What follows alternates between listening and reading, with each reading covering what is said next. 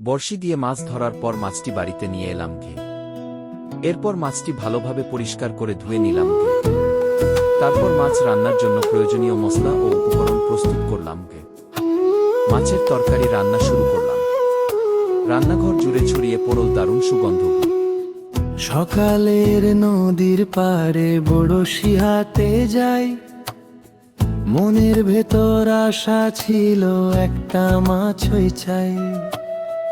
দাঁড়িয়েছিলাম চুপচাপ অপেক্ষার সেই সময়, শেষে যখন মাছটা পেলাম হাসলুম আমার মুখের ছায়া।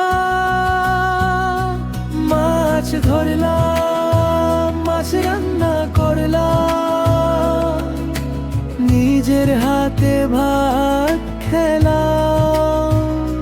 মাছ ধরলাম, মাছ রান্না করলাম, তৃপ্তি নিয়ে দিনটা কাটালাম।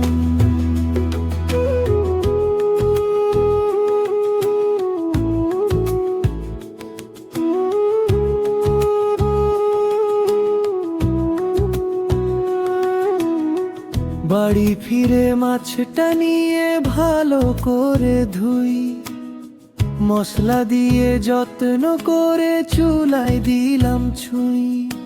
রান্নাঘরের গন্ধে ভরে উঠল ঘরে রাঙিলা, নিজের হাতে করা খাবার আনলো মনের সোনা।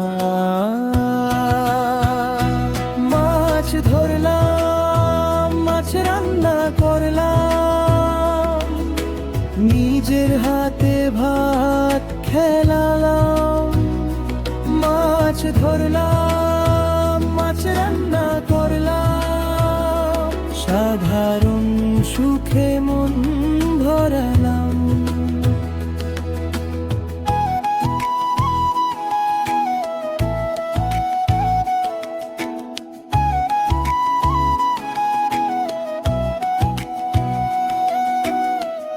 এমন ছোট্ট দিনগুলোই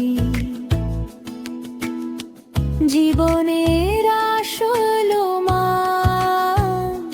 মাছের ঝোল আর গরম ভাত, ভালো লাগারি গান।